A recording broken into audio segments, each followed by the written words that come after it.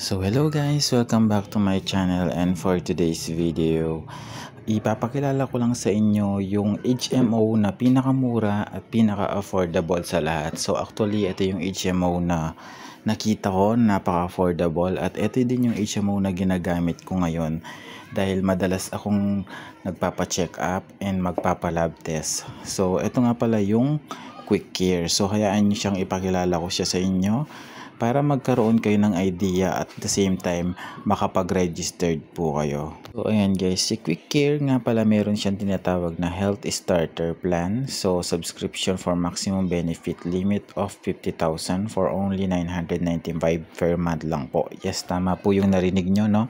995 per month lang siya. At ito yung tinatawag nilang Health Starter Plan. Mamaya isa-isayin natin, i-explain ko lahat sa inyo.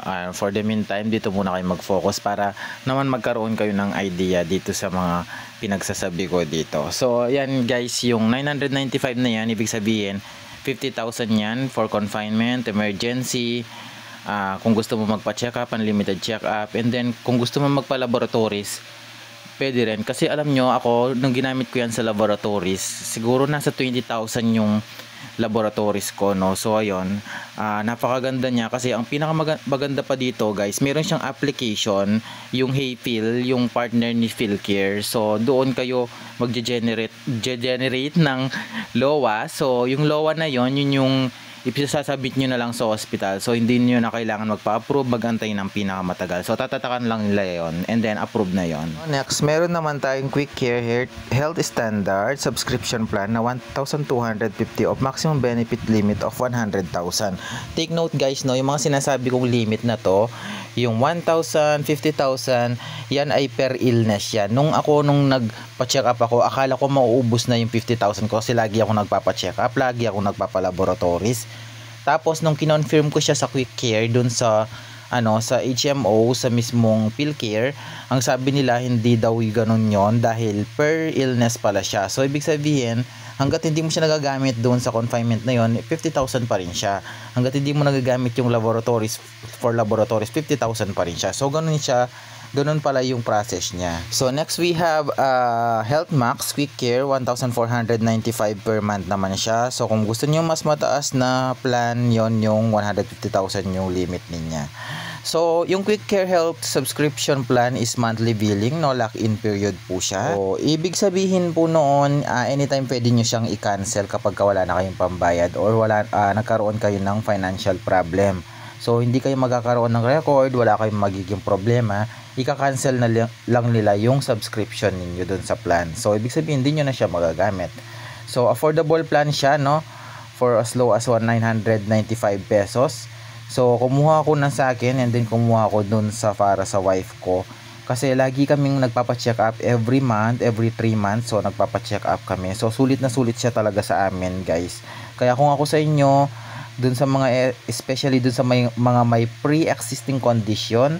So, yung mga may pre-existing conditions nga po pala, ito yung tinatawag natin. For example, dati na kayong may sakit na diabetes. So, dati na kayong may sakit na high blood.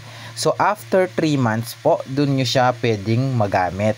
No, take note, napakaganda nito. After 3 months, magagamit nyo na sa pre-existing condition. Ibig sabihin, kung may mga laboratories kayo na kailangan ipalab test, kahit lahat, ano pang klaseng laboratories yan na tig 5,000, tig 7,000 yung amount nila, kayang-kaya yan i-covered ng insurance na ito guys.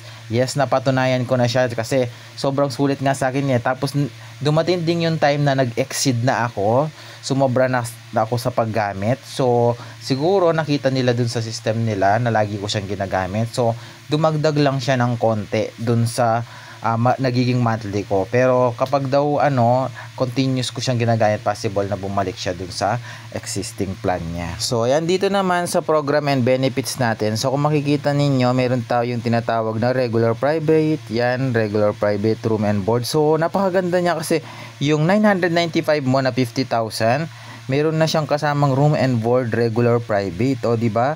Kasi yung ibang mga mas mababang plan diyan na nakukuha natin sa iba, hindi siya kasama doon sa mga private na room na mga ganon. So ito kasama na siya, ang ganda-ganda nga niya. Just in case na ma-confine, wag naman sana. So ayun, covered na covered po kayo, basta wag lang lalampas ng 50,000 yung bill ninyo. So make sure lang na kapag ka na-confine, syempre dapat may kasama po yung PhilHealth. So ayan, sabi niya dito 75 cheaper HMO plans. Yes, totoo naman talaga na 75% cheaper yung HMO plan na ito, dahil subok na subok ko na po ito. So ayan po, so pwede mag-avail, eligible is 18 to 65 years old po siya.